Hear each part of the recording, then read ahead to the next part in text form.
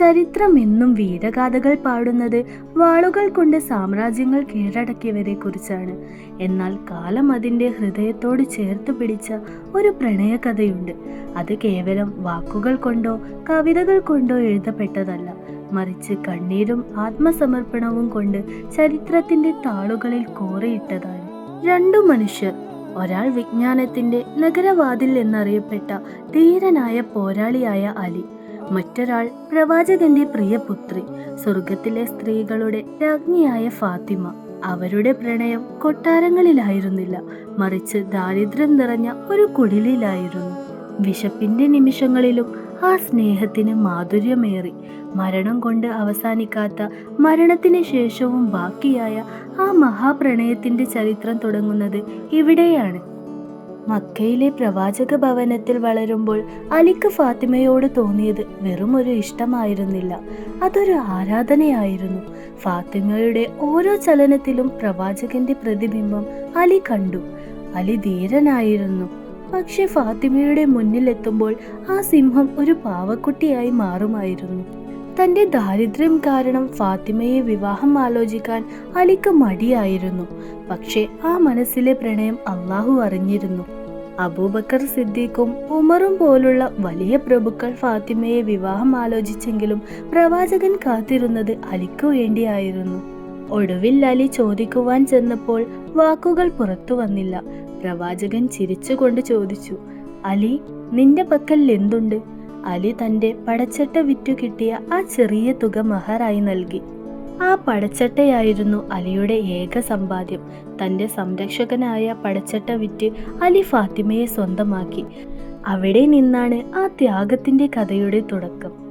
അവരുടെ വിവാഹ ജീവിതം ദാരിദ്ര്യത്തിൻ്റെതായിരുന്നു. പരുക്കൻ ചാക്കുകൾ വിരിച്ച നിലത്തായിരുന്നു അവർ ഉറങ്ങിയത്. ഫാത്തിമ വെള്ളം കോരിയും മാവ് അരച്ചും തളരുമായിരുന്നു. ഒരിക്കൽ ഫാത്തിമയുടെ കൈകളിലെ തഴമ്പ് കണ്ട അലി കരഞ്ഞുപോയി. അദ്ദേഹം പറഞ്ഞു, ഫാത്തിമ, നിന്റെ കൈകൾ വേദനിക്കുന്നത് കാണാൻ എനിക്ക് വയ്യ. അലി കൂലിപ്പണിക്ക് പോയി കിട്ടുന്ന തുച്ഛമായ പണം കൊണ്ട് അവർ ജീവിച്ചു. പക്ഷേ ആ വീട്ടിൽ ഒരിക്കലും പരാതികൾ ഉണ്ടായിരുന്നില്ല, സ്നേഹത്തിന്റെ സുഗന്ധം മാത്രം. അവരുടെ പ്രണയത്തിലെ അതിമനോഹരമായ ഒരു രംഗമുണ്ട്. ഒരിക്കൽ ഫാത്തിമ പല്ല് തേച്ചുകൊണ്ടിരിക്കുമ്പോൾ അലി അവിടേക്ക് വന്നു. ആ മിസ്വാക്ക് കൊള്ളി ഫാത്തിമയുടെ ചുണ്ടുകളോട് ചേർന്നിരിക്കുന്നത് കണ്ട് അലി തമാശയായി ആ മിസ്വാക്കിനോട് കവിത ചൊല്ലി. ഓ മരക്കൊമ്പേ, നീ ഭാഗ്യവാനാണ്. നിനക്ക് മരണം ഭയമില്ലായിരുന്നുവെങ്കിൽ ഞാൻ നിന്നെ വധിച്ചേനെ. കാരണം നീ അവളെ സ്പർശിക്കുന്നു. ഒരു കൊള്ളിപ്പൊട്ടിനോട് പോലും അസൂയ തോന്നുന്ന അത്രയും വലിയ പ്രണയമായിരുന്നു അലിക്ക് അവരോട്. ഫാത്തിമ രോഗബാധിതയായപ്പോൾ അലി ഒരു നിഴലായി കൂടെ നിന്നു. അവർക്ക് ഇഷ്ടപ്പെട്ട ഭക്ഷണം തേടി അലി മദീന മുഴുവൻ അലഞ്ഞു. ഫാത്തിമ വേദനിക്കുമ്പോൾ അലിയുടെ ഉള്ളം കത്തുമായിരുന്നു. പ്രവാചകന്റെ മരണശേഷം ഫാത്തിമ ഒരിക്കൽ പോലും ചിരിച്ചിട്ടില്ല. അലി അവരെ ചിരിപ്പിക്കാൻ ഒരുപാട് ശ്രമിക്കുമായിരുന്നു. ലോകം മുഴുവൻ എനിക്കെതിരെ നിന്നാലും ഫാത്തിമ എൻ്റെ കൂടെയുണ്ടെങ്കിൽ എനിക്ക് പേടിയില്ല. ഫാത്തിമ തന്റെ അന്ത്യം അടുത്തുവെന്ന് മുൻകൂട്ടി അറിഞ്ഞിരുന്നു. അന്ന് രാവിലെ അവർ എഴുന്നേറ്റ് തന്റെ മക്കളെ കുളിപ്പിച്ചു. അവർക്ക് ഭക്ഷണം നൽകി. ശേഷം അവർ സ്വയം കുളിച്ചു വൃത്തിയായി ഏറ്റവും നല്ല വസ്ത്രം ധരിച്ചു. സാധാരണ മരണശയ്യയിലുള്ളവർ തളർന്നു കിടക്കുകയാവുമല്ലോ പതിവ്.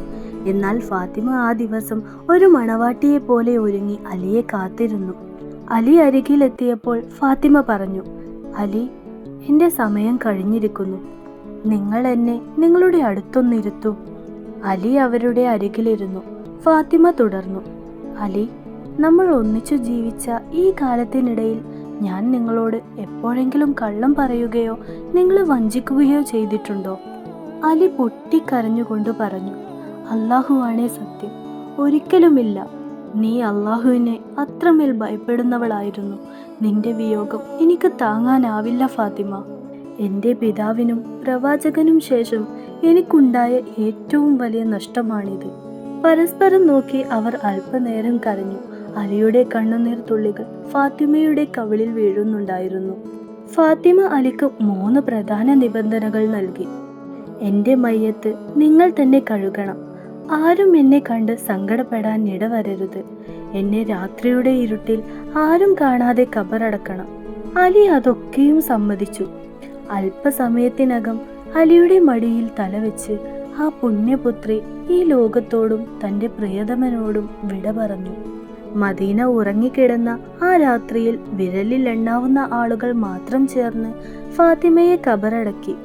മണ്ണ് മൂടിക്കഴിഞ്ഞ് പ്രിയതമയുടെ കബറിനരികിലിരുന്ന് അലി പാടിയ പാട്ടുകൾ ഇന്നും ലോകത്തെ കരയിപ്പിക്കുന്നു.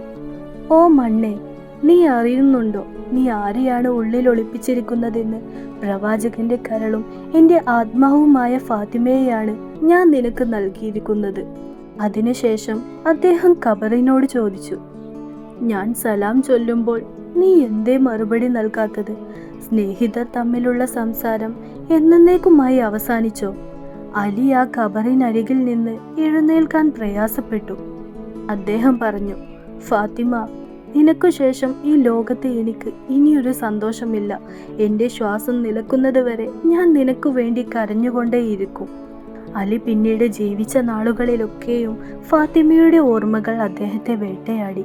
ഒരിക്കൽ ഒരാൾ ചോദിച്ചു, അലി, എന്താണ് താങ്കൾ എപ്പോഴും കരയുന്നത്? അലി മറുപടിയായി നൽകി, ഒരു മുറിവിൽ നിന്ന് രക്തം വരുന്നത് നിന്നു പോയാലും ആ മുറിവ് തരുന്ന വേദന മാറില്ലല്ലോ. ഫാത്തിമ എൻ്റെ ജീവിതത്തിലെ ഉണങ്ങാത്ത മുറിവാണ്. ആ വിടവാങ്ങൽ ഒരു മരണമായിരുന്നില്ല, മറിച്ച് സ്വർഗത്തിൽ വെച്ച് വീണ്ടും കാണാമെന്ന ഉറപ്പിൽ അലി കാത്തിരുന്ന ഒരു വിരഹകാലത്തിൻ്റെ തുടക്കമായിരുന്നു. അലിയുടെയും ഫാത്തിമയുടെയും ഈ മഹാപ്രണയം കേവലം ഒരു കഥയല്ല, മറിച്ച് നമുക്ക് ഓരോരുത്തർക്കും ജീവിതത്തിൽ മാതൃകയാക്കുന്ന സ്നേഹത്തിൻ്റെ വലിയൊരു പാഠപുസ്തകമാണ്. മരണം പോലും തോറ്റുപോയ ആ പവിത്രമായ ബന്ധത്തിൻ്റെ ചരിത്രം നിങ്ങളിലേക്ക് എത്തിക്കാൻ കഴിഞ്ഞതിൽ എനിക്ക് വളരെ സന്തോഷമുണ്ട്. ഈ ചരിത്രം നിങ്ങളുടെ ഹൃദയത്തിൽ എത്രത്തോളം സ്പർശിച്ചു എന്നറിയാൻ എനിക്ക് ആഗ്രഹമുണ്ട്. അലിയുടെയും ഫാത്തിമയുടെയും ജീവിതത്തിലെ ഏതു ഭാഗമാണ് നിങ്ങളിൽ ആഴ്ന്നിറങ്ങിയത്?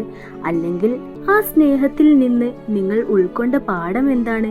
നിങ്ങളുടെ ഓരോ അഭിപ്രായവും എനിക്ക് വളരെ വിലപ്പെട്ടതാണ്.